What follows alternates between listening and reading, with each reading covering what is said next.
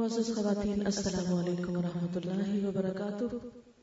نحمده ونصلی علی رسوله الکریم، اما بعد فاعوذ باللہ من الشیطان الرجیم، بسم اللہ الرحمن الرحیم۔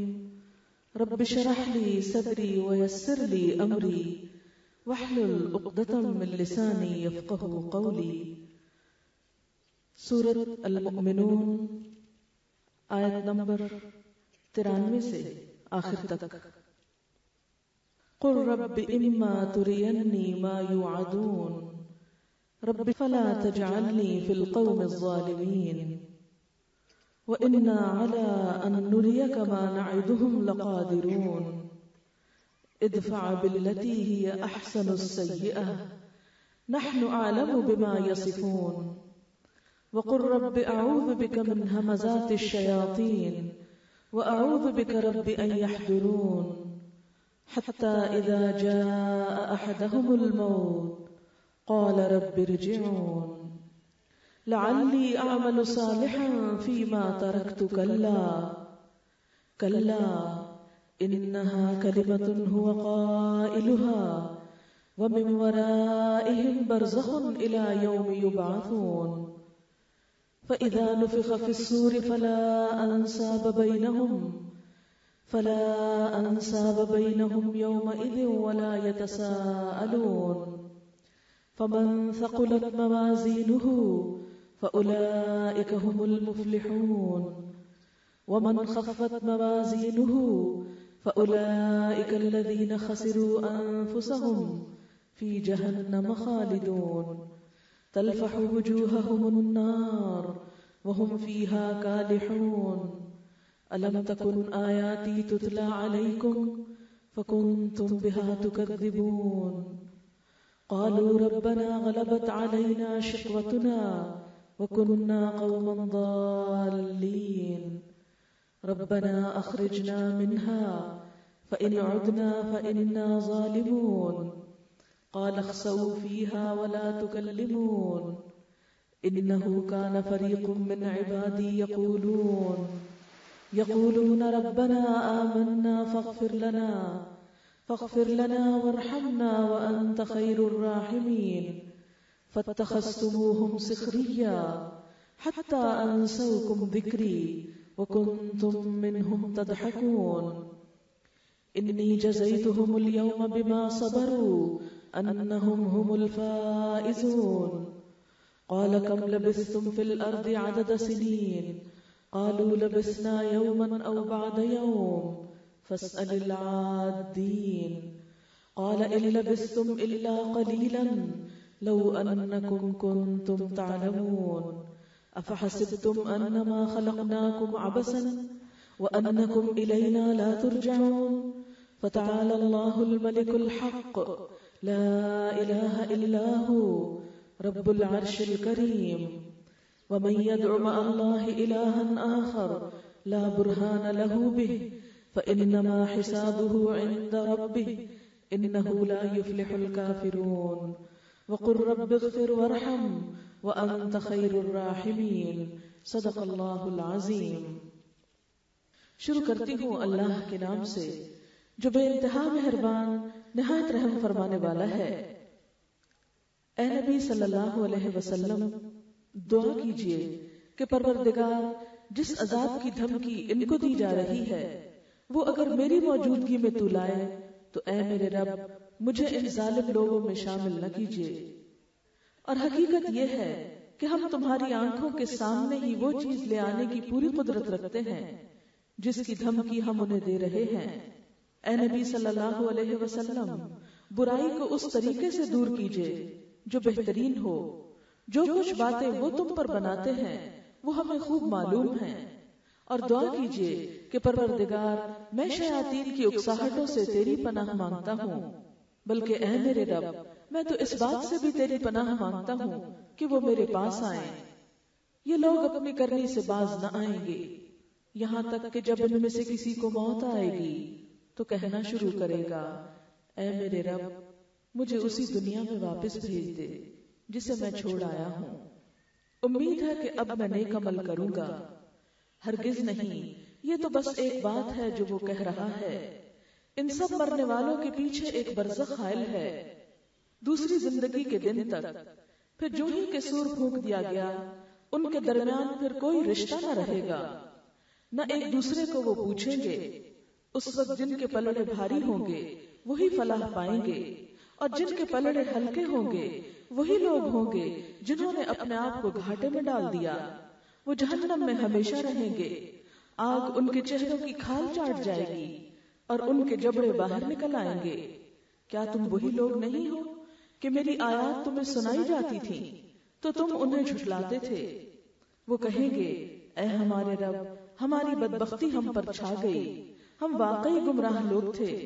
پروردگار، اب ہمیں یہاں سے نکال دے، پھر ہم ایسا قصور کریں تو ظالم ہوں گے۔ اللہ تعالیٰ جواب دے گا، دور رہو میرے سامنے سے، پڑے رہو اسی میں اور مجھ سے بات نہ کرو۔ تم وہی لوگ تو ہو کہ میرے کچھ بندے جب کہتے تھے کہ اے ہمارے پروردگار، ہم ایمان لائے، ہمیں معاف کر دے، ہم پر رحم فرما، تو سب رحیموں سے اچھا رحیم ہے، تو تم نے ان کا مذاق بنا لیا، یہاں تک کہ ان کی ضد نے تمہیں یہ بھی بھلا دیا کہ میں بھی کوئی ہوں، اور تم ان پر ہنستے رہے۔ آج ان کے صبر کا پھل میں نے یہ دیا ہے کہ وہی کامیاب ہیں۔ پھر اللہ تعالیٰ ان سے پوچھے گا، بتاؤ زمین میں تم کتنے سال رہے ہو؟ وہ کہیں گے، ایک دن یا دن کا بھی کچھ حصہ۔ ہم وہاں ٹھہرے ہیں، شمار کرنے والوں سے پوچھ لیجئے۔ ارشاد ہوگا، تھوڑی ہی دیر ٹھہرے ہونا، کاش تم نے یہ اس وقت جانا ہوتا۔ کیا تم نے یہ سمجھ رکھا تھا کہ ہم نے تمہیں فضول ہی پیدا کیا ہے اور تمہیں ہماری طرف کبھی پلٹنا ہی نہیں ہے؟ پس بالا و برتر ہے اللہ، بادشاہ حقیقی، کوئی خدا اس کے سوا نہیں، مالک ہے عرش بزرگ کا۔ اور جو کوئی اللہ کے ساتھ کسی اور کو معبود پکارے جس کے لیے اس کے پاس کوئی دلیل نہیں، اس کا حساب اس کے رب کے پاس ہے۔ ایسے کافر کبھی فلاح نہیں پاتے۔ اے نبی صلی اللہ علیہ وسلم، کہیے، اے میرے رب، درگزر فرما، رحم فرما، تو سب رحیموں سے اچھا رحیم ہے۔ معزز خواتین، آج جس موضوع پر مجھے بات کرنے کی دعوت دی گئی ہے، یہ موضوع فکر آخرت ہے، آخرت کا فکر۔ ایک مشہور مصنف ڈیل کارنیگی، اس نے کچھ کتابیں لکھی جو لاکھوں کی تعداد میں بکی اور بہت پسند کی گئی۔ ان کتابوں میں بنیادی طور پر اس نے یہ بتایا کہ کامیاب ہونے والے انسانوں کی صفات کیا ہوتی ہیں، دنیا میں کون لوگ کامیاب ہوتے ہیں۔ ظاہر ہے کہ دنیا میں جو بھی انسان آیا ہے وہ یہی چاہتا ہے کہ یہاں پر کامیاب زندگی گزارے، اس کا گھر سب سے اچھا ہو، اس کا لباس سب سے اچھا ہو، اس کی عزت بہت ہو، اس کے چاہنے والے بہت ہوں، اور اس کو طرح طرح کی نعمتیں میسر ہوں۔ ہر شخص خواہشات کا ایک سمندر دل میں لیے پھرتا ہے، جس کی تکمیل کے لیے وہ صبح سے شام تک دوڑتا ہے۔ انہی انسانوں کو جب اس نے ایسی کتاب لکھ کر کہ جس میں کامیاب لوگوں کی زندگی کے چند اصول بتائے تو وہ کتابیں دھڑا دھڑ بکی۔ اس میں اس نے ایک اصول یہ بتایا کہ کامیاب لوگ وہ ہوتے ہیں کہ جو اپنی زندگی کی ابتدا اپنے انجام کو سامنے رکھ کر کرتے ہیں، یعنی انجام سامنے رکھ کر آغاز کرتے ہیں۔ کوئی بھی کوشش یعنی کوئی قدم ایسا نہیں اٹھاتے کہ جس کے بارے میں وہ یہ نہ جانتے ہوں کہ اس کا آخری قدم کہاں جا کر پڑے گا۔ نتیجہ سامنے رکھ کر آغاز کرتے ہیں۔ یہ بات تو اس نے ظاہر دنیا کی کامیاب تجارت اور کامیاب زندگی بسر کرنے کے لیے لوگوں کو بتائی تھی۔ ہم نہ تو ڈیل کارنیگی کی قوم سے تعلق رکھتے ہیں، نہ اس کے مذہب سے تعلق رکھتے ہیں۔ ہم تو اللہ کا لاکھ لاکھ شکر ادا کرتے ہیں کہ جس نے دنیا کی سب سے سچی کتاب ہمیں عطا فرمائی، دنیا کے سب سے سچے انسان صادق اور امین کی امت میں اٹھایا۔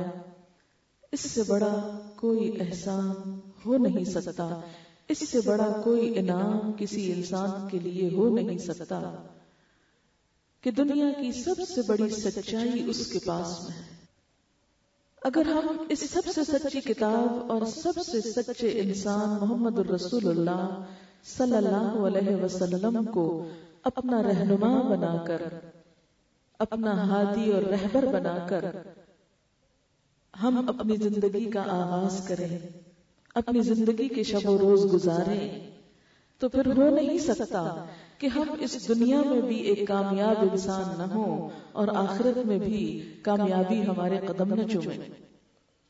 جن لوگوں نے نبی صلی اللہ علیہ وسلم کی بات مانی تھی، آپ کے بتائے ہوئے طریقوں پر چلے تھے، ان میں سے تو بہت سوں کو دنیا میں جنت کی بشارت دے دی گئی تھی۔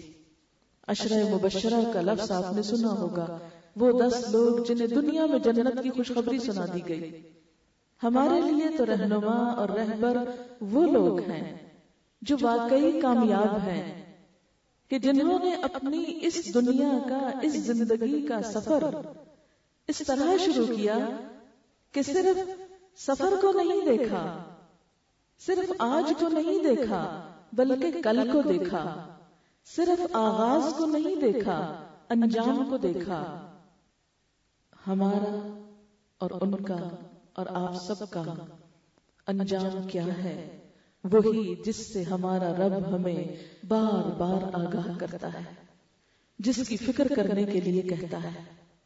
لیکن ہمارا حال تو یہ ہے کہ ہم اس کے سوا ہر چیز کی فکر میں مبتلا ہیں، اس کے سوا ہر چیز کی فکر میں مبتلا ہیں۔ آج اگر آپ کسی سڑک کے کنارے کھڑے ہو کر لوگوں کا مشاہدہ کریں تو آپ دیکھیں گے کہ بے شمار گاڑیاں، ٹانگیں، بسیں، کاریں، رکشے، سائیکلیں، موٹر سائیکلیں آ رہی ہیں، جا رہی ہیں، ہر شخص دوڑ رہا ہے۔ اگر آپ ایسا کر سکیں کہ ان میں سے چند ایک کو روک کر پوچھیں کہ کس چیز کی طرف دوڑ رہے ہو، یہ ساری بھاگ دوڑ کیوں ہے، کس بات کی فکر ہے، تو شاید ہی ان میں سے کوئی یہ آپ کو جواب دے کہ مجھے اپنے بڑے انجام کی فکر ہے، ہمیشہ کے گھر کی فکر ہے، میں اس کے لیے کچھ دوڑ دھوپ کر رہا ہوں، میں اس کے لیے بھاگ رہا ہوں، میں اس کے لیے پریشان ہوں۔ آج کا دور پریشانیوں کا دور ہے۔ آپ کسی کے پاس بھی بیٹھیں تو تھوڑی دیر گفتگو کرنے کے بعد آپ کو محسوس ہوگا کہ وہ شخص اپنی پریشانیوں پر آ گیا ہے۔ کسی دوست سے ملیں، کسی رشتہ دار سے ملیں، کسی جگہ پر بیٹھیں، مثلا کسی ڈاکٹر کے کلینک میں بیٹھ کے انتظار کر رہے ہیں کہ آپ کو کسی سے گفتگو کا موقع ملا، کسی ریلوے اسٹیشن پر، کسی ایئرپورٹ پر آپ چند لمحے انسانوں کے درمیان گزاریں اور پھر ان کی گفتگو کا جائزہ لیں تو ہر شخص غموں سے بھرا ہوا ہوگا۔ اور یہ ایک حقیقت ہے کہ دنیا میں طرح طرح کی پریشانیاں ہیں۔ کوئی اپنے بچوں کی طرف سے پریشان ہے، کوئی اس لیے پریشان ہے کہ اس کے پاس کھانے کو نہیں، کوئی اس لیے پریشان ہے کہ اس کا کاروبار ڈاؤن ہو رہا ہے، کوئی اس لیے پریشان ہے کہ اس کی ابھی تک شادی نہیں ہوئی، کوئی اس لیے پریشان ہے کہ شادی تو ہو گئی، بچے نہیں ہوئے، یہی غم کھائے جا رہا ہے۔ جس کے بچے ہو گئے وہ اس غم میں مبتلا ہے کہ میں ان کو کھلاؤں کہاں سے، ان کو پڑھاؤں کہاں سے۔ جب پڑھا چکے، بڑا کر چکے، اپنے پاؤں پہ کھڑا کر چکے تو فکر ہے کہ شادی کہاں کروں۔ وہ فکر سے آزاد ہوئے تو اگلا فکر لگ گیا کہ اب ان کے بچے کب ہوں گے، اور جو آنے والی بہو ہے یا جانے والی بیٹی ہے وہ اپنے گھر میں کیسے بس رہی ہے اور اس کی طرف سے کیا خوشی اور کیا غم مل رہے ہیں۔ غرض ہر انسان کسی نہ کسی غم اور کسی نہ کسی فکر میں لازمی طور پر مبتلا ہے، کوئی دل فکر سے خالی نہیں۔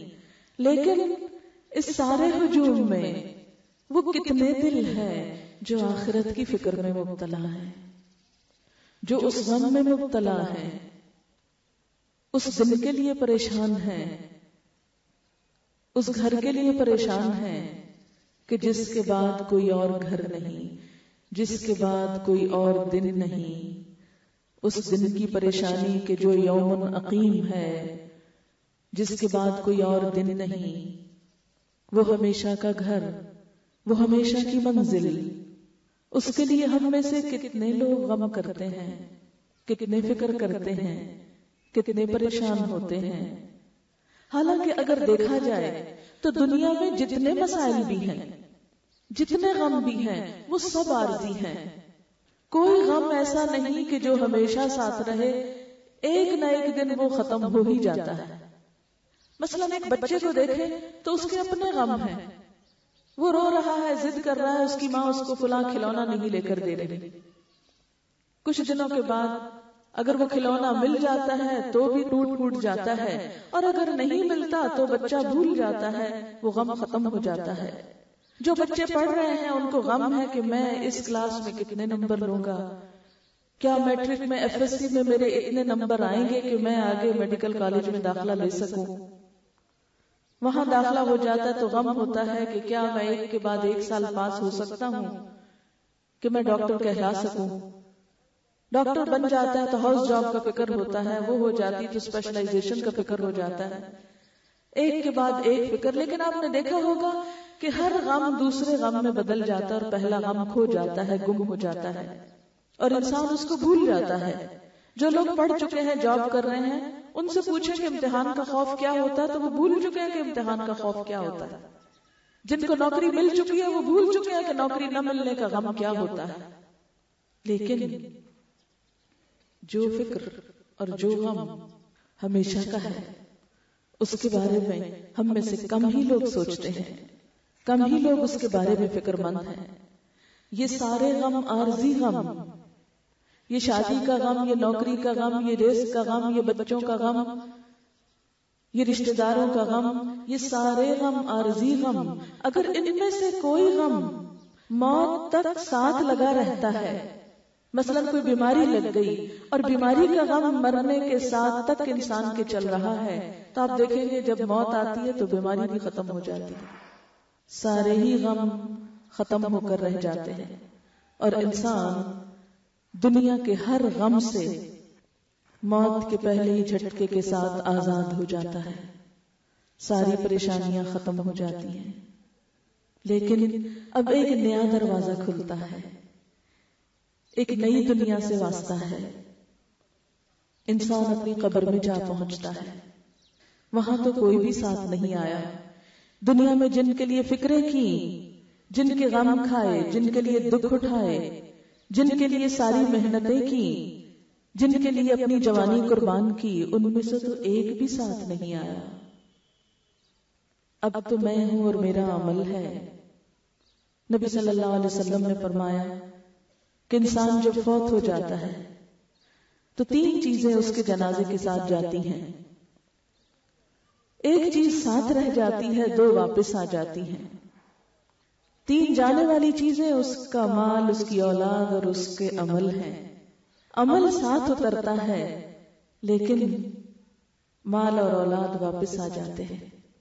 ہمارے پاس جو کچھ بھی ہو وہ سارے کا سارا یہی رہ جاتا ہے، اور ساتھ صرف ایک چیز جاتی ہے کہ ہم نے کیا کمایا ہے، کیا کیا ہے۔ کسی کی الماری میں سینکڑوں جوڑے بھی رنگ برنگ کے لٹکے ہوئے ہوں، کوئی ایک جوڑا بھی ساتھ نہیں جاتا۔ سفید چند گز کے کپڑے میں انسان کو لپیٹ کر اس مٹی کے گھر میں چھوڑ دیا جاتا ہے۔ ہمارے پاس کتنے بھی زیورات ہوں، ایک چھوٹا سا چھلا بھی نہیں پہنا کے بھیجا جاتا، وہ بھی اتار لیا جاتا ہے۔ چوڑیاں اترے نہ تو کاٹ لی جاتی ہیں۔ جتنے بھی ہمارے نام، جاگیر، پراپرٹی، گھر، جو کچھ بھی ہے، وہ سارے کاغذات خواہ ہمارے لاکر میں بند ہوں، کوئی ایک بھی ہمارے ساتھ نہیں جاتا۔ ہمارے لیے تو اب چند فٹ کی جگہ کافی ہے۔ ہمارے پاس جتنی بھی ڈگریاں ہوں دنیا کی، بڑی سے بڑی ڈگری، بڑے سے بڑے اسپیشلسٹ ہوں، ہم بڑے سے بڑے آنر پائے ہوئے ہوں، ایوارڈ پائے ہوئے ہوں، دنیا بھر کی شہرت کمائے ہوئے ہوں، لیکن کوئی چیز بھی ساتھ کام نہیں دیتی۔ وہاں تو ان میں سے کسی کا بھی سوال نہیں۔ بچوں کی ایک فوج ہی کیوں نہ پیچھے چھوڑ آئے ہوں، اور ان کے آگے کتنے ہی بچے کیوں نہ ہوں، لیکن کوئی نہیں پوچھے گا کہ کتنے بچے چھوڑ کر آئے ہو، کتنے تولے زیور چھوڑا، کتنی شہرت چھوڑی، کتنے مکان چھوڑے، کتنا بینک بیلنس چھوڑا، کوئی نہیں پوچھے گا۔ اب تو پوچھا یہ جائے گا کہ جو کام کرنے کو کہے تھے وہ کر کے آئے ہو کہ نہیں۔ اس گھر میں تو عمل کی ضرورت ہے، وہ کہاں ہے، وہ دکھاؤ، وہ کتنا پاس ہے۔ تو عزیز بہنوں، آج کا موضوع آخرت کی فکر بڑا ہی اہم موضوع ہے۔ ہم ہر فکر کر رہے ہیں، ہر چیز کا غم کھا رہے ہیں، ہر چیز کے لیے پریشان ہیں، لیکن یہ ساری پریشانیاں ختم ہو جائیں گی، اور جس چیز کی پریشانی ہم کو لاحق نہیں، جس کا فکر ہمیں ہوتا نہیں، وہ فکر ہمیشہ کے لیے ساتھ لگ جائے گا۔ اور پھر دنیا میں کیا ہوتا ہے، جب کوئی غم آتا ہے تو بہت سے دوست، عزیز، رشتہ دار، محلے دار اکٹھے ہو جاتے ہیں۔ ہم نے دیکھو کہ خدا نخواستہ کوئی بیمار پڑ جاتا ہے تو بہت سے لوگ پوچھنے کو آ جاتے ہیں، کوئی فوت ہو تو اپنے کیا پرائے بھی آ جاتے ہیں، اچھا وہ فلاں گھر میں موت ہو گئی، جا کے پوچھیں کیا حال ہے۔ اسی طرح عزیز رشتہ دار بھی آ جاتے ہیں، روٹھے ہوئے بھی آ جاتے ہیں کہ بھی آپ فوتگی کے موقع پہ کیا روٹنا، چلو چلتے ہیں، جا کے تو تعزیت کر کے آتے ہیں، جنازے کے ساتھ چل پڑتے ہیں۔ دنیا کے غموں میں تو پرائے بھی آ جاتے ہیں، لیکن آخرت میں اپنے بھی ساتھ نہیں آتے۔ قبر میں تو عزیز شوہر اور پیارے بچے اور پیاری بیوی کوئی بھی ساتھ نہیں دیتی، سارے کے سارے ہی پیچھے رہ جاتے ہیں۔ کتنے بھی کوئی دعوے کرے، آج گھر جا کے پوچھے، ایک ایک سے پوچھے، چلو گے میرے ساتھ، اترو گے میرے ساتھ اس گڑھے میں، میری آخرت کی پہلی منزل میں؟ آگے کی تو بات ہی چھوڑو، تم تو پہلی منزل میں ہی بیگانے ہو گئے۔ مرنے والوں کے ساتھ کوئی نہیں مرا کرتا، قبر میں جانے والوں کے ساتھ کوئی نہیں جایا کرتا، وہاں تنہا ہی جانا پڑتا ہے۔ تو جن غموں کی زندگی بھی عارضی اور جن غموں میں بہت سے کام آنے والے، وہ غم تو ہم ہر وقت سینے سے لگائے ہوئے ہیں، لیکن جس غم میں نہ کوئی ساتھ دینے والا، نہ کوئی کام آنے والا، نہ کوئی مدد کرنے والا، نہ اس کو کوئی کم کرنے والا، اس کے لیے ہم سوچتے بھی نہیں ہیں۔ ہم دوسروں کے بارے میں نہیں، ہم میں سے اس مجلس میں بیٹھا ہوا ہر شخص اپنے بارے میں آج سوچے، صرف اپنے بارے میں، اس لیے کہ ہم ہر ایک کو دیکھتے ہیں، خود کو نہیں دیکھتے۔ ہم ہر ایک پہ تنقید کرتے ہیں، اپنی غلطیاں نہیں دیکھتے۔ ہم ہر ایک کی برائیاں چنتے ہیں، اپنی برائی ہم کو نظر نہیں آتی۔ ہم ہر ایک کا فکر لگائے ہوئے ہیں، اپنا فکر نہیں کرتے۔ آج ذرا بیٹھ کے ہم سب اپنا اپنا فکر کریں، اپنے بارے میں سوچیں، اپنے اوپر دیکھیں کہ ہم جو اس دنیا کو چھوڑ کر جانے والے ہیں، ہم نے اپنی آخرت کے لیے کیا تیار کیا ہے۔ اللہ تعالیٰ تو قرآن پاک میں فرماتے ہیں وَلْتَنْظُرْ نَفْسٌ مَا قَدَّمَتْ لِغَدٍ، چاہیے کہ ہر شخص دیکھے کہ اس نے اپنی کل کے لیے کیا کام کیا، لیکن ہمیں تو آج سے فرصت نہیں۔ ہم کل کے لیے کب فکر کریں گے، ہم کل کے لیے کب سوچیں گے؟ تو ہم میں سے ہر شخص اپنا جائزہ لے، اپنی فکر کرے، اپنے بارے میں سوچے کہ کیا اس کے رب نے اسے جس کام کے لیے دنیا میں بھیجا تھا، اس سے جس چیز کا تقاضا کیا، اسے جس امتحان میں ڈالا، اس سے جو سوال کیے جانے والے ہیں، جو کل اس سے پوچھا جانے والا ہے، کیا ان سب باتوں کا جواب اس کے پاس ہے؟ اگر آج مجھے آ کے کوئی کہتا ہے کہ شام تک تم نے مر جانا ہے، ہم میں سے ہر شخص اپنے بارے میں سوچے، کیا میں اس کے لیے تیار ہوں؟ میری نمازیں کیا پوری ہیں؟ کیونکہ نماز تو فرض ہے نا، حساب ہونا ہے، پوچھ ہونی ہے، گنی جائیں گی، کتنی تھی فرض اور کتنی پوری کی اور کتنی چھوڑ آئے۔ کیا میں اپنی ساری زکوٰۃ دے چکی ہوں؟ کیا میرے روزے پورے ہیں؟ کوئی چھٹے ہوئے رہتے تو نہیں جن کی ادائیگی لازم ہے؟ کیا اگر حج مجھ پہ فرض ہے تو میں نے ادا کر دیا؟ یہ تو اللہ کے حقوق کی بات تھی، اب بندوں کے حقوق کے بارے میں بھی سوچیں کہ اگر کسی سے قرضہ لیا تو واپس کیا یا واپس کرنے کی فکر ہے؟ اگر میں ایک ماں ہوں تو میں نے اپنے بچوں کی تربیت کی ہے؟ اگر میں ایک بچی ہوں اپنے ماں باپ کی عزت اور خدمت کا سوچا ہے کبھی؟ اگر میں ایک بیوی ہوں تو کیا اپنے شوہر کی عزت کرتی ہوں، اس کی بات مانتی ہوں؟ اگر میں ایک شوہر ہوں، یعنی مردوں کے لیے بھی یہ ہے، تو اس صورت میں کیا بیوی بچوں کے حقوق پورے کیے ہیں؟ اگر میں ایک ساس ہوں تو میری بہو کے ساتھ میرا رویہ کیا ہے؟ ویسا ہی جیسا بیٹی کے ساتھ ہے یا فرق ہے؟ اگر میں ایک بہو ہوں تو کیا میں اپنی ساس کو ماں کی نظر سے دیکھتی ہوں؟ کیا اس کے لیے وہی جذبات رکھتی ہوں جو میں اپنی ماں کے لیے رکھتی ہوں؟ ایک گھر کے اندر میرا معاملہ کیا ہے، اور پھر گھر کے باہر جو میری ذمہ داریاں ہیں، میں اپنے ہمسایوں کے ساتھ کیسا سلوک کرتی ہوں؟ کیا میرے ہاتھ اور زبان سے ان کو کوئی تکلیف تو نہیں پہنچتی؟ میں اپنے محلے والوں کے ساتھ کیسا سلوک کرتی ہوں؟ میں مسلمان امت کے ساتھ، مسلمان قوم کے ساتھ اپنی ذمہ داریوں کے بارے میں کیا سوچتی ہوں؟ مجھے تو امت مسلمہ سے پیدا کیا گیا ہے، والمؤمنون والمؤمنات بعضهم اولیاء بعض یأمرون بالمعروف وینہون عن المنکر۔ مومن مرد ہوں یا مومن عورتیں ایک دوسرے کے مددگار ہیں، نیکی کا حکم دیتے ہیں، برائی سے روکتے ہیں۔ کیا میں نیکی کا حکم دینے والی اور برائی سے روکنے والی ہوں؟ کیا میں بھلائی کی طرف لوگوں کو بلانے والی ہوں؟ ہاں، ابھی تو مجھے اپنی زبان کا بھی جائزہ لینا ہے۔ کیا میری زبان جھوٹ تو نہیں بولتی؟ اس لیے کہ اللہ کے ہاں تو ایک ایک لفظ لکھا جا رہا ہے۔ آج دنیا میں سب سے زیادہ بولنے والے قیامت کے دن سب سے زیادہ چپ ہو جائیں گے۔ کیوں؟ اس لیے کہ وہاں ایک ایک لفظ جو زبان سے نکلا وہ سامنے آ جائے گا اور اس کا حساب دینا پڑے گا۔ قرآن پاک میں آتا ہے، یہ بات میں اپنے پاس سے نہیں کہہ رہی کہ آپ کہیں کیسے ہی ڈرا رہی ہے، نہیں، سورۃ قاف میں اللہ تعالیٰ فرماتے ہیں، ما یلفظ من قول الا لدیہ رقیب عتید۔ کوئی لفظ اس کی زبان سے نہیں نکلتا مگر ایک حاضر باش نگران اس کو فوراً لکھ لیتا ہے۔ رقیب عتید، پوری طرح تیار ہے، فوراً لکھ کے اسے محفوظ کر لیتا ہے۔ ایک اور جگہ پر فرمایا، وَإِن كُلُّ نَفْسٍ لَمَّا عَلَيْهَا حَافِظٌ۔ کوئی شخص ایسا نہیں جس پر کوئی نگہبان نہ ہو۔ اللہ تعالیٰ خود بھی نگرانی کر رہے ہیں اور فرشتے بھی دائیں بائیں بیٹھے ہیں۔ ایک اور جگہ پر آتا ہے، وَإِنَّ عَلَيْكُمْ لَحَافِظِينَ كِرَامًا كَاتِبِينَ، کہ تم پر نگرانی کرنے والے موجود ہیں، معزز لکھنے والے۔ يَعْلَمُونَ مَا تَفْعَلُونَ، وہ جانتے ہیں جو کچھ تم کرتے رہتے ہو، تمہارے ساتھ ساتھ رہتے ہیں۔ جب سب الگ ہو جاتے ہیں وہ نہیں ساتھ چھوڑتے، وہ تنہائی میں بھی ساتھ ہوتے ہیں، وہ دن کو بھی ساتھ ہوتے ہیں، وہ رات کو بھی ساتھ ہوتے ہیں، اور ایک ایک لفظ لکھتے چلے جا رہے ہیں۔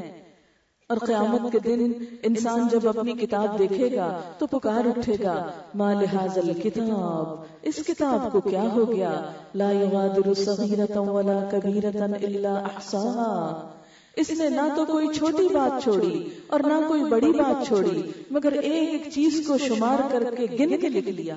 احصاها یعنی گن کے لکھا۔ ساری زندگی میں اتنے جھوٹ بولے تھے، اتنی غیبت کی تھی، اتنے تانے دیے تھے، اتنے لوگوں کا دل دکھایا تھا، ایک ایک سامنے کھڑا ہوگا جس کا ہم سینہ چاک کرتے رہتے ہیں اور اس کو دکھ پہنچاتے رہتے ہیں۔ مسلمان کی تو پہچان ہی یہ ہے، المسلم من سلم المسلمون من لسانہ و یدہ، مسلمان وہ ہے کہ جس کی زبان اور جس کے ہاتھ سے دوسرے مسلمان محفوظ رہیں۔ لیکن ہمارا حال یہ ہے کہ کوئی خواہ ہمارے ساتھ ہو یا رستے سے گزر جائے تو ہم اس کو بھی نہیں چھوڑتے۔ کبھی ہم نے دیکھا کہ مثلا ہم گاڑی پر بھی بیٹھے ہوں، بس ٹانگے میں بھی بیٹھے ہوں، جو راستے میں نظر آئے گا اس کے اوپر باتیں شروع کر دیں گے، دیکھو یہ فلاں کیا کر رہا ہے، وہ کیا کر رہا ہے، وہ دیکھو کسی کو گالی دی، کسی کو تانا دیا، کسی کو برا بھلا کہا۔ تبصرے ختم ہی نہیں ہوتے ہمارے کسی وقت۔ گھر میں بیٹھے ہوتے ہیں، کوئی آ جائے، اگلی پچھلی کہانیاں، وہی کہانیاں بار بار دہرائے چلے جاتے ہیں۔ ان سب باتوں کا حساب ہونا ہے، ان سب باتوں کی پوچھ ہونی ہے۔ یہی تو ہمارا نامہ اعمال ہے، باقی اور ہے کیا؟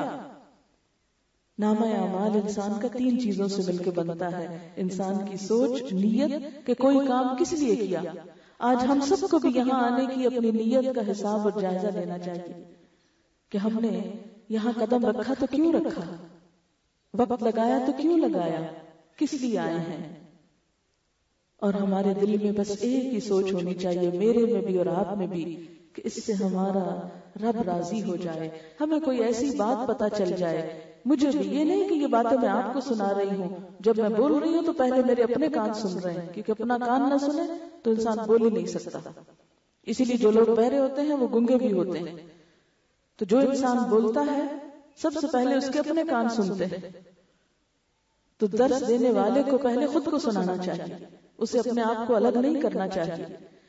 تو مجھے بھی اور آپ کو بھی، ہم سب کو بھی نیت کیا رکھنی چاہیے کہ یہاں جو آئے ہیں تو بس اللہ کی رضا کے لیے، کسی انسان کو خوش کرنے کے لیے نہیں آئے، کسی سے تعریف لینے کے لیے نہیں آئے، کسی سے انعام لینے کے لیے نہیں آئے، کسی سے کوئی جزا لینے کے لیے نہیں آئے، کہیں حاضری لگوانے کے لیے نہیں آئے کہ اگر نہیں گئے تو فلاں کہے گا میں نے بلایا تھا تو آیا نہیں۔ اگر اس لیے آئے بھی تھے تو یہاں بیٹھ کے ہم سب اپنی نیت کو صرف اس لیے خالص کر لیں اپنے رب کے لیے کہ رب ہماری اس کوشش سے تو راضی ہو جائے، تو آپ دیکھیں گے کہ یہی ہمارا عمل جو ہے یہ ایک نیکی بن جائے گا۔ پھر اسی طرح جو کچھ ہم سنیں ہماری نیت کیا ہونی چاہیے، صرف یہ نہیں کہ ہمارا نالج بڑھ جائے، ہمارے علم میں اضافہ ہو جائے، نہیں، ہماری نیت یہ ہونی چاہیے کہ مجھے کوئی ایسی بات پتہ چل جائے کہ جس سے میرے اندر کوئی تبدیلی آئے، میں اللہ تعالیٰ کے قریب ہو جاؤں، میں اس کی رضا کے کام کرنے لگوں، کیونکہ کوئی بھی کام کرنے سے پہلے علم ضروری ہوتا ہے۔ جب تک انسان کے پاس علم نہیں ہوتا، انسان جانتا نہیں ہوتا تو کام نہیں ہو سکتا۔ اس کو ایک چھوٹی سی مثال سے آپ سمجھ سکتے ہیں کہ مثلاً اگر کسی کو روٹی پکانی نہیں آتی نا، تو آپ اس کے سامنے پانی، آٹا، کنالی سب کچھ لا کے رکھ دیں اور اس کو آگ جلا دیں، توا رکھ دیں، سب کچھ رکھ کے اس کے پاس سے ہٹ جائیں، لیکن اگر اس کو طریقہ نہیں آتا آٹا گوندنے کا اور گوند کے پیڑا بنانے کا اور روٹی گھڑنے کا اور ڈالنے کا، تو آپ دیکھیں گے کہ روٹی بھی نہیں پک سکتی۔ علم کے بغیر، سیکھے بغیر، جانے بغیر تو ایک روٹی نہیں پکتی جو روز انسان کو کھانی ہوتی۔ تو علم کے بغیر انسان اپنے رب کو کیسے راضی کر سکتا ہے جب پتہ ہی نہیں کہ ہماری اگلی زندگی ہے کیا اور وہاں کیا کیا پوچھا جائے گا، اور اس کا یقین ہی نہیں تو ہم کام کیا کریں گے۔ پھر انسان کا عمل اس کی سوچ کے بعد اس کے بول سے بنتا ہے۔ جو کچھ انسان بولتا ہے وہ لکھا جاتا ہے، اچھا بولتا ہے وہ بھی لکھا جاتا ہے۔ نبی صلی اللہ علیہ وسلم نے فرمایا الکلمۃ الطیبۃ صدقہ، اچھی بات بھی صدقہ ہے، یعنی صدقہ صرف مال کا ہی نہیں ہوتا، کھانے کپڑے کا ہی نہیں ہوتا، اچھی بات کا بھی صدقہ ہوتا ہے کہ کسی انسان کو کوئی اچھا مشورہ دے دیں، کوئی اچھی نصیحت کر دیں، کوئی اس کا دل خوش کرنے والی بات کر دیں، کوئی اس کو اچھی خبر سنا دے، یہ بھی صدقہ ہے۔ تیسری چیز انسان کا عمل ہے، اور عمل انسان کا 2 چیزوں پر مشتمل ہے، ایک اس کا ذاتی عمل ہے جیسے نماز روزہ جس کی ابھی بات ہوئی، اور ایک اس کے معاملات ہیں جو دوسرے انسانوں کے ساتھ ہیں۔ قیامت کے دن یہ بھی دیکھا جائے گا کہ ایک انسان نے دوسرے انسانوں کے ساتھ کیا معاملہ کیا۔ نبی صلی اللہ علیہ وسلم نے فرمایا خدا کی قسم تم میں سے کوئی شخص مومن نہیں ہو سکتا جب تک وہ اپنے مسلمان بھائی کے لیے وہ نہ چاہے جو وہ اپنے لیے چاہتا ہے۔ دوہرا معیار نہیں، ایک معیار، جو اپنے لیے پسند ہے وہی دوسرے کے لیے۔ ہم میں سے ہر شخص جو یہاں بیٹھا ہے سوچے، اپنے سے پوچھے کیا واقعی میں دوسروں کے لیے وہی چاہتی ہوں جو اپنے لیے چاہتی ہوں؟ ہم میں سے ہر شخص اپنا جائزہ لے اور ہم خود ہی حساب لے کے اپنے آپ کو جواب دے سکتے ہیں کہ نہیں ایسا نہیں ہوتا۔ میں اپنی بہو کے لیے تو کچھ اور چاہتی ہوں، بیٹی کے لیے کچھ اور چاہتی ہوں، ماں کے لیے کچھ اور چاہتی ہوں، ساس کے لیے کچھ اور چاہتی ہوں، اپنی دوستوں کے لیے تو کچھ اور چاہتی ہوں، لیکن جو لوگ میرے دوستوں میں نہیں ہیں ان کے لیے میں کبھی سوچتی بھی نہیں۔ نبی صلی اللہ علیہ وسلم نے کیا فرمایا؟ المسلم اخو المسلم، مسلمان مسلمان کا بھائی ہے، لا یظلمہ، وہ اس پہ ظلم نہیں کرتا، اس کو رسوا نہیں کرتا، اسے دوسروں کے حوالے نہیں کر دیتا۔ قرآن پاک میں مومنوں کو باہم کیا بتایا گیا؟ انما المؤمنون اخوہ، سارے مسلمان بھائی بھائی ہیں۔ ہم میں سے ہر ایک سوچے واقعی ایسا ہی سمجھتے ہیں؟ ہم مسلمانوں کے اندر کیا آپس میں ایک دوسرے کے لیے ایسے ہی جذبات ہیں جیسے ایک گھر میں پائے جانے والے بھائیوں کے اندر ہوتے ہیں؟ اب تو بھائیوں کے اندر بھی کہاں محبتیں رہ گئیں، وہاں بھی عداوتیں شروع ہو گئیں.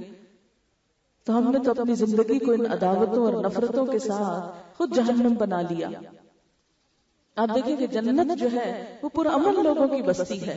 وہاں وہی جا سکتا ہے جو دنیا میں پرامن طریقے سے جینا جانتا ہو، جو خود جیے اور دوسروں کو جینے دے. لیکن ہم میں سے ہر ایک اپنے عمل کو دیکھے. ہم ہمیشہ یہ تو دیکھتے ہیں دوسرے ہمارے ساتھ کیا کر رہے ہیں، ہم یہ نہیں دیکھتے کہ ہم دوسروں کے ساتھ کیا کر رہے ہیں. اگر ہم یہی آج سیکھ جائیں تو ہماری آخرت سنور سکتی ہے. ہم صرف یہ نہ دیکھیں کہ دوسروں نے ہمارے ساتھ کیا کیا، ہم یہ بھی دیکھیں ہم نے ان کے ساتھ کیا کیا. اگر وہ ہمارا خیال نہیں رکھتے تو ہم نے ان کا کتنا خیال رکھا. اگر وہ ہماری عزت نہیں کرتے تو ہم ان کی کتنی عزت کرتے ہیں. اگر وہ ہم کو نہیں دیتے تو ہم ان کو کتنا دیتے ہیں. نبی صلی اللہ علیہ وسلم نے کیا بتایا ہے ہم کو کہ جو مجھ سے کٹے میں اس سے جڑوں، جو مجھے محروم کرے میں اس کو دوں، جو مجھ سے تعلق نہ رکھے میں اس سے تعلق رکھوں. اور ہمارا حال کیا ہے؟ ہم کتنے تکبر میں مبتلا ہو جاتے ہیں. فلاں مجھے نہیں پوچھتا، نہ پوچھے، میں تو اس کی شکل نہیں دیکھنا چاہتا. مسلمان تو ایسی باتیں نہیں کرتا.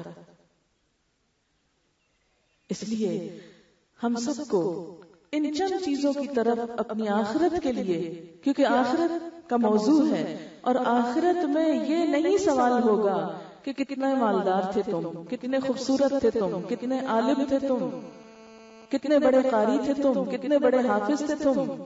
یہ دیکھا جائے گا کہ تمہاری سوچ کیا تھی، تمہاری گفتگو کے ٹاپک کیا تھے، تمہاری گفتگو کی دلچسپیاں کیا تھی، اور تمہارا عمل کیا تھا، تمہارا لوگوں کے ساتھ تعلق کیا تھا. لہذا ہم میں سے ہر ایک کو اپنی انہی خطوط کے اوپر اپنے عمل کی درستگی کی کوشش کرنی ہے.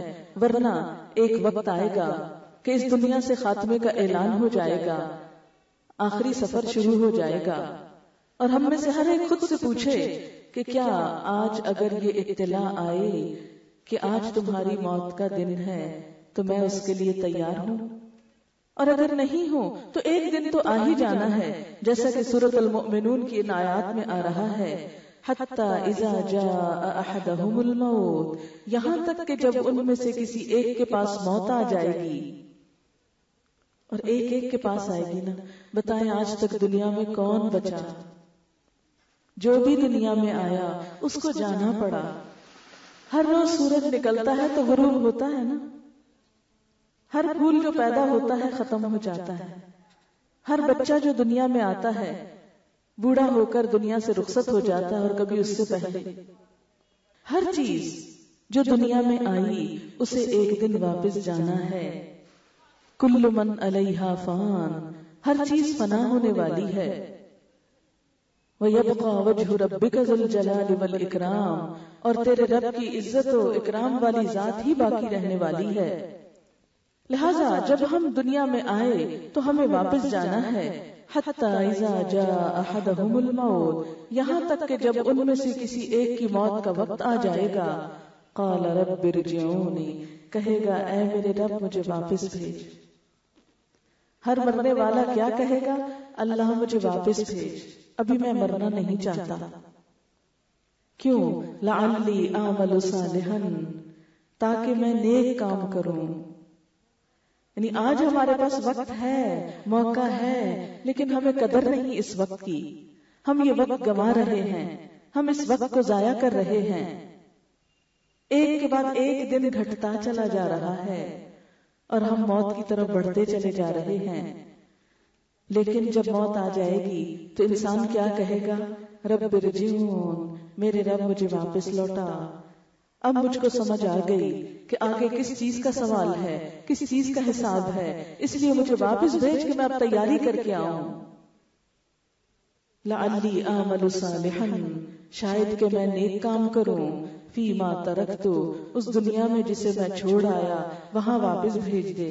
کلا، ہرگز نہیں، اب کوئی واپسی نہیں. کبھی آپ نے دیکھا کہ کوئی شخص قبر سے اٹھ کے واپس آ گیا ہو کہ مجھے ایک موقع اور ملا؟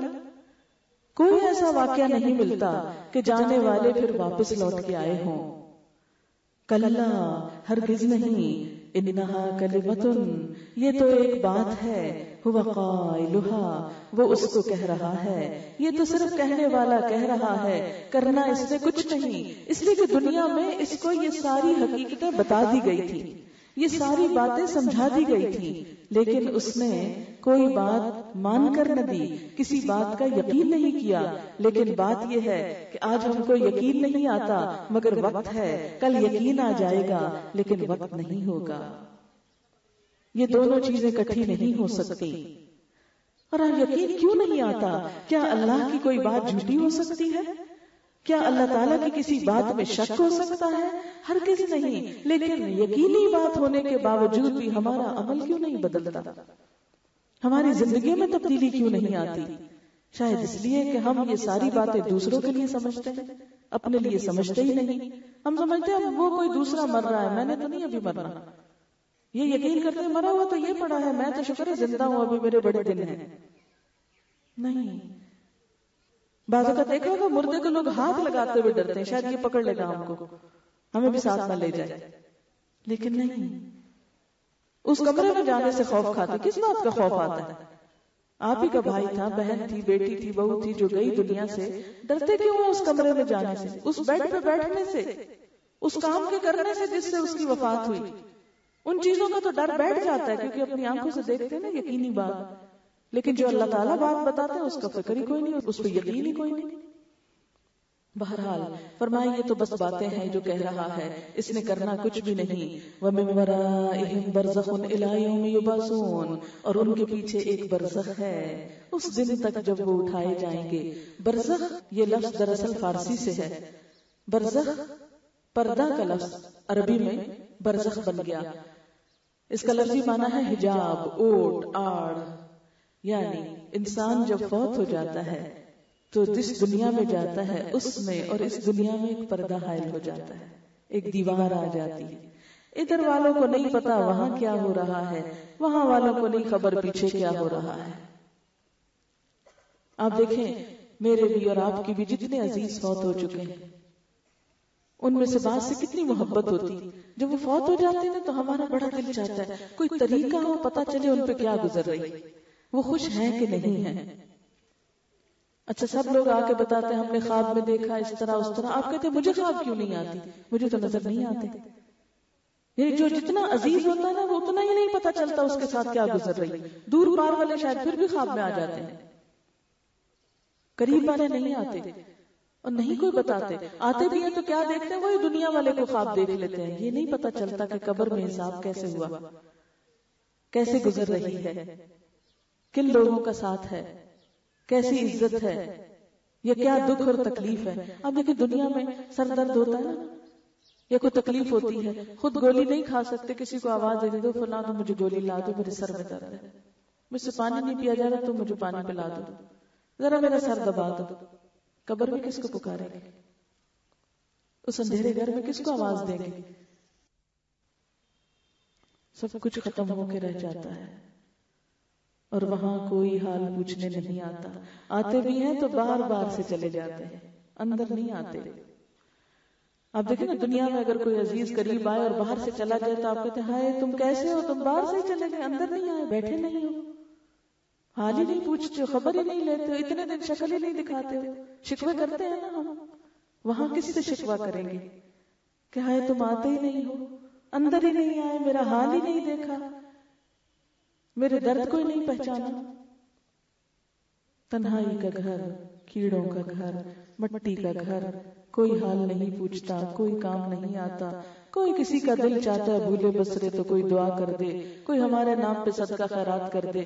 لیکن لوگ تو اپنے لیے صدقہ خیرات نہیں کرتے، ہمارے لیے کہاں سے کریں گے؟ لوگ تو اپنی نماز نہیں پڑھتے، اپنے لیے دعا نہیں کرتے، ہمارے لیے کون کرے گا؟ آج تو دنیا کا حال یہ ہوتا جا رہا ہے نا. مرنے والے کو تو یہی دو چیزیں فائدہ دیتی ہیں، کوئی ہمارے لیے دعا کرے، کوئی ہمارے لیے صدقہ کرے، وہ تو اپنے لیے کرنے کو بھولے ہوئے، اتنی دنیا نے ان کو بھلا رکھا ہے، صبح شام سویر ہوتی ہے، وہ مصروف ہے اپنے کاموں میں لگے ہوئے ہیں، بھاگ دوڑ میں لگے ہوئے ہیں۔ تو جب دنیا اتنی خود غرض ہے، اتنی بے وفا ہے کہ دن رات اس کی بے وفائیاں دیکھتے ہیں، دن رات دیکھتے ہیں، تو کیوں بھول جاتے ہیں کہ دنیا میں ہوتے ہوئے، ہماری آنکھوں کے دیکھتے ہوئے یہ سب کچھ کرتے ہیں، ہمارے مرنے کے بعد کیا کیا نہ کریں گے۔ وَمِن وَرَائِهِمْ بَرْزَخٌ، اس پردے کے پیچھے کیا کیا نہ کریں گے۔ کون یاد رکھے گا، کون دعائیں کرے گا، کون ایسا مخلص ہوگا